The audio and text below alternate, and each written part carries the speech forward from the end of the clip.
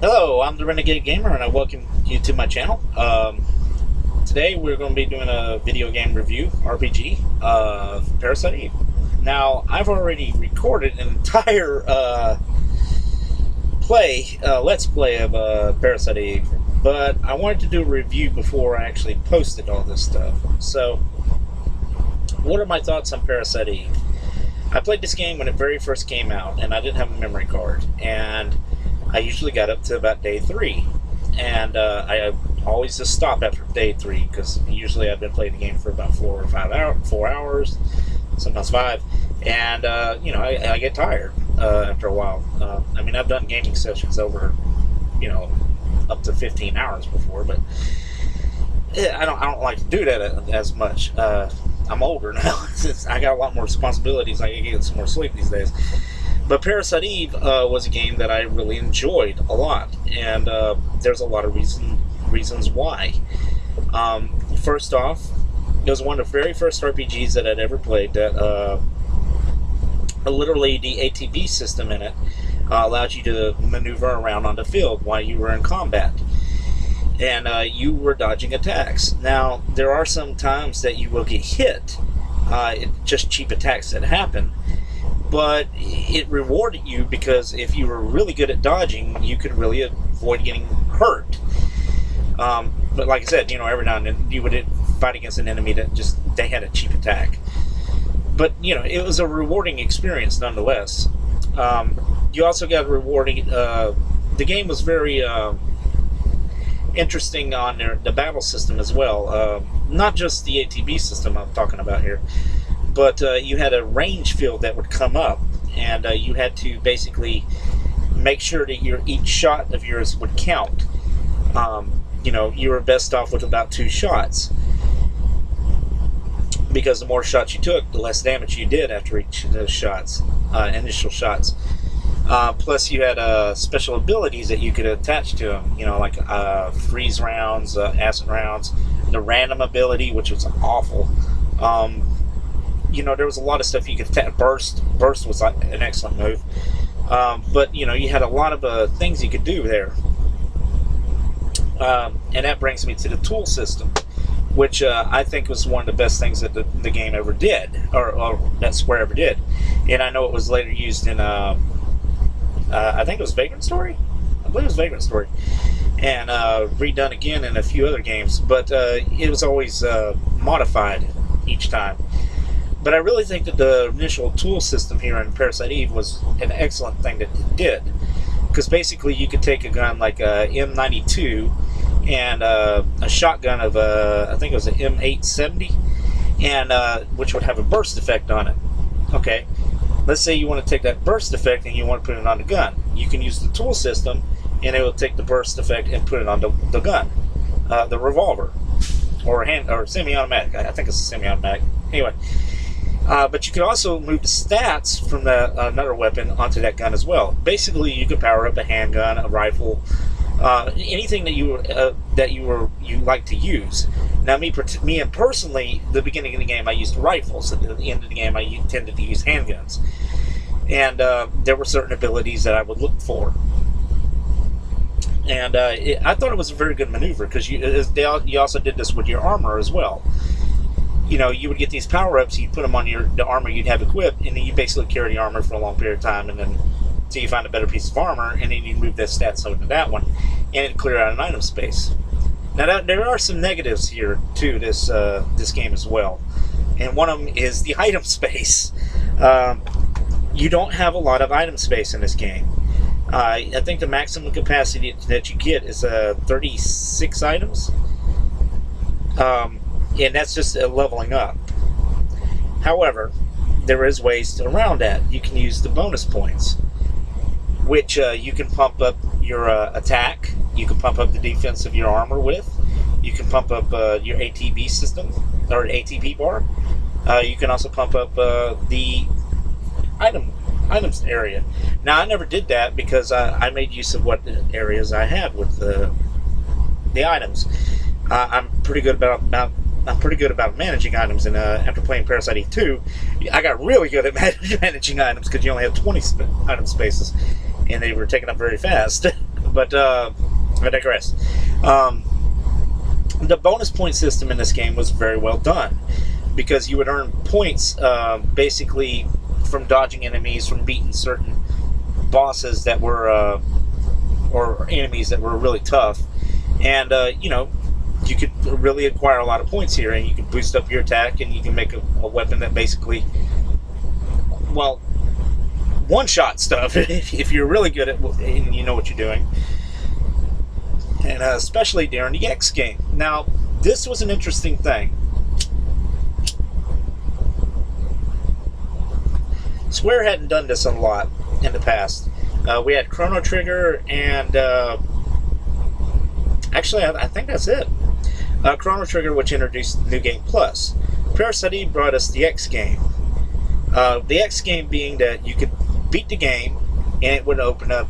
You could basically replay the game and open up the extra dungeon, but you didn't have to. You could just beat the game and then play it again, and beat the game and play it again, and basically boost up your weapon to the point where it murdered everything, no matter if it was bosses or what.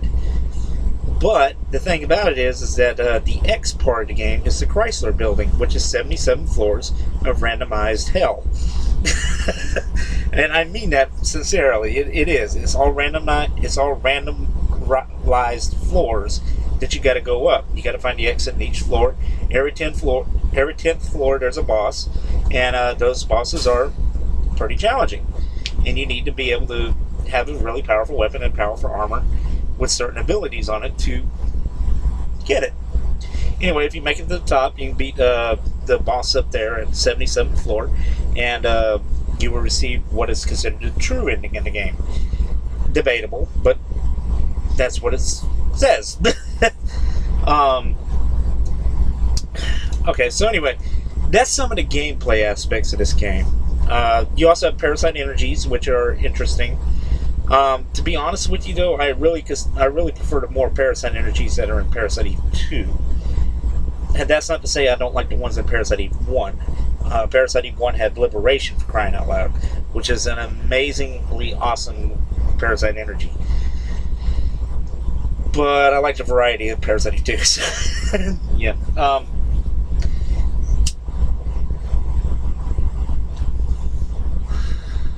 Anyway, so the game's main character is Aya Brea. Now, you have to forgive me because I've been calling her Aya for a long time, and I realize her name is Aya, and I may slip up here and there.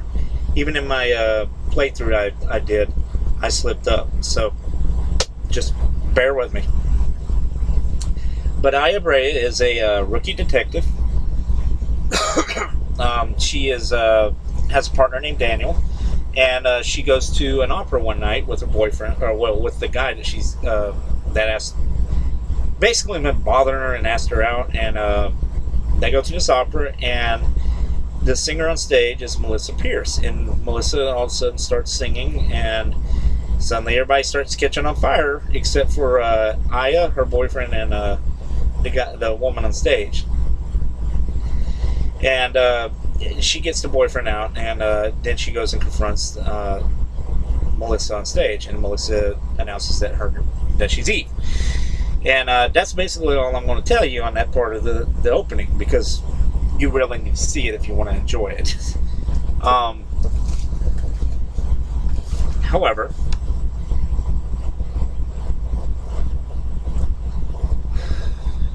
Aya is a very interesting character to me in the Parasite Eve games, because, in my opinion, she is a very strong female protagonist, and Parasite Eve and Parasite Eve 2 really showed us real well, both in different ways. Parasite Eve does this basically by showing that she is vulnerable. However, she's willing to rise to the task that's given to her and overcome it, regardless of the matter. She has personal feelings towards what's going on. However, she is willing to do what needs to be done. And that's what I'm getting at. She is the person you go to get the thing done. She may not like doing it, but she will do it. And it speaks a lot about Aya. She has a lot of humanity in her. She has a lot of uncertainty about her in areas, but she also has a very snark, a very sarcastic type personality to her, and it really does come through with a lot of the text. And she's just an amazing character in her own right. She really does play off real well, and she's a great character. Because of it, she's got her own tragic past, and she's trying to deal with it, and she's trying to deal with everything that's going on within this span that this game takes place in, which is 6 days. And it's a lot to take in. I mean, you got to think, this is a person that basically hasn't really had a chance to think for the last 5 days, because things have just been happening left and right, and it's amazing how well she takes it in stride. So real props to her. And she does break down at one point, but it's understandable because of the amount of stress this poor woman has been having to put under. And so I mean, just an amazing character all around. Her supporting cast, Daniel's got his own mess that he's dealing with. Really, really cool though. Maeda, who is the Japanese scientist, he's a really interesting character. But then you have the villain of the game, and I know what you're going to say. Eve. No, it's not Eve. Eve is definitely a villain, but she is not the main villain of this game. The main villain of this game, in my opinion, is Hans Clamp. Why? Well, he's the one that basically went through with all the plans that turned Melissa Pierce into Eve. Who's the one that did the kidney transplant? Who's the one that continuously gave her antibiotics to continue to make her degenerate into Eve? Or evolve into Eve, whichever you want to prefer. He's held back so many things, and there's a lot of implications that he's done, and he just basically done it for the sake of science. I'm sorry, the man's evil. He's far more evil than what Eve is, and he's in my opinion the main villain in this game. That being said, you basically have what I consider the main villain. Then you have the villain, who is Eve, and Eve is a fascinating villain in her own right. She's a very classical villain in a lot of ways. Very elegant, very stylized, even considering what her forms take shape in. She still maintains a certain amount of elegance into her. Very serene, calm, and peaceful a lot of times. And it's very strange to see a villain like this. One that could basically come on and not really look like they can present a huge threat, and at the same time be somebody that is a total threat to everybody around them. Spontaneous combustion occurs all around everybody because of the cells exploding basically in their body, the mitochondria, because she wills it basically. And it's a very interesting in a lot of ways how she does all that. Like I said, she's got her own style, and that's basically the best way to put it. She has style, and she has her own way of thinking, and it is very fascinating to see throughout the game. I love the villain Eve. I think she's an awesome villain, and unfortunately, this is the only game that she's in.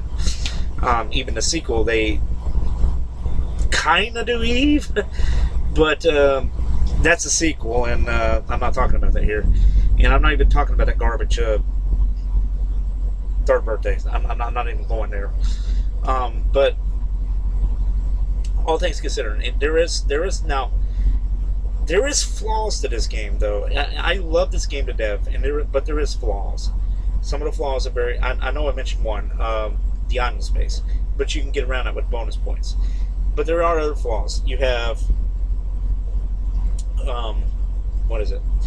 You have a slow running speed and a slow walking speed, which will annoy a lot of players. You don't have a huge amount of areas that you go to. It all takes place in New York City, so you explore around all New York City. You only control one character in this game, which is fine by me. I don't mind. But I know some people, they like to control multiple characters in a game, and I can understand that.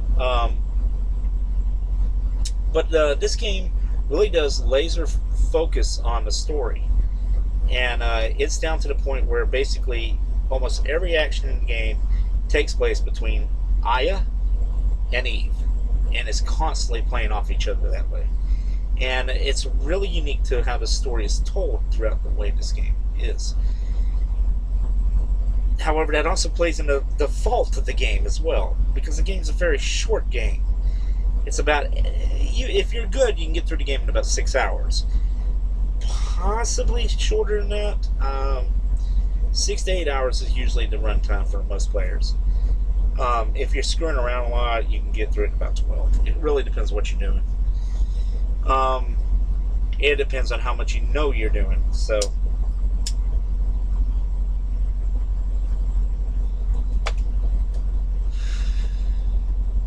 but you know, like I said, this is still a good game, and I still get enjoyment out of it in a lot of ways. You know, the cinematics are still amazing to this day. The backgrounds are really well done. The character models, I admit freely that the character models have not aged completely great, but they're not terrible. You know, they look a lot better than the Final Fantasy VII character models. Well, the out of battle character models anyway. But the you know, I mean, the creature designs are very unique. The level of complexities of each of the encounters that you get into, you have to take a degree of how to dodge. You know, there's a lot of strategy involved into this. You know, you have to plan out your shots. Even though your ATB bar is raised all the way up, you can't just fire. So there's a lot of things going on here, and to me, it works real well. I really enjoy Parasite Eve a lot. I love the battle system. I love the story.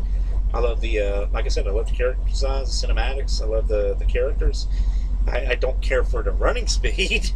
I don't care for some of the areas where the plot kind of just drags a little bit. But, you know, I love the villain, Eve. I love the villain, Eve. Yeah. Even though the main villain is probably Hans Clown, like I mentioned. But, you know, it's a blast. And I wish that Square really would go back and do either a remake or and when I say a remake, I mean a remake. I don't care if it's HD or what, but you know, a remake. And I would be more thrilled if they did a combination of Parasite Eve 2's spell system with Parasite Eve and created a whole third game out of it. That'd be awesome. But I doubt we ever see that. But whatever. You know, that's just what me wishful thinking, probably. But the thing about it is, this is a game that you can get a lot of enjoyment out of. It's a very short game, but you can get quite a bit of enjoyment out of. It's got a lot of, it does have replayability factor. It does have excellent music. If you don't recognize the composer, it's the same composer from Kingdom Hearts, Yoko Shimo. Forget it. I'm horrible at Japanese. I'm not going to, like I said many times, I don't try. Because I'm horrible at Japanese. I just know it's the same composer. Primalize is probably one of the best pieces of music I've ever heard. There's quite a few songs on there that I really enjoyed. I bought the soundtrack, which is one of the only game soundtracks that I've ever bought, because I just love the music so much. And yeah, I mean, it's definitely in one of my. It's definitely in a top 30 list for me. It's an excellent game all around. But you know, I mean, I realize that a lot of people may or may not have played it, and it makes me sad. But anyway, I'm just going all over the place. So let me just go ahead and throw a score out here. For Parasite Eve, I'm giving it a 4.5 out of 5. It is one of the best RPGs I've ever played. I will state that very, very well. It does have a couple of things that hold it back. The shortness factor, which I do think plays in its strength, but it's still a factor. The running speed, the item space, and some of the animations are a little weird, but that's not a matter. In all honesty, though, a 4.5, not quite a perfect game, but it's pretty damn close. So, anyway, I'm the Renegade Gamer, and I thank you for showing up. If you did, if you can leave a comment below if you want, and I'll catch you in the next video. So y'all take it easy. Bye.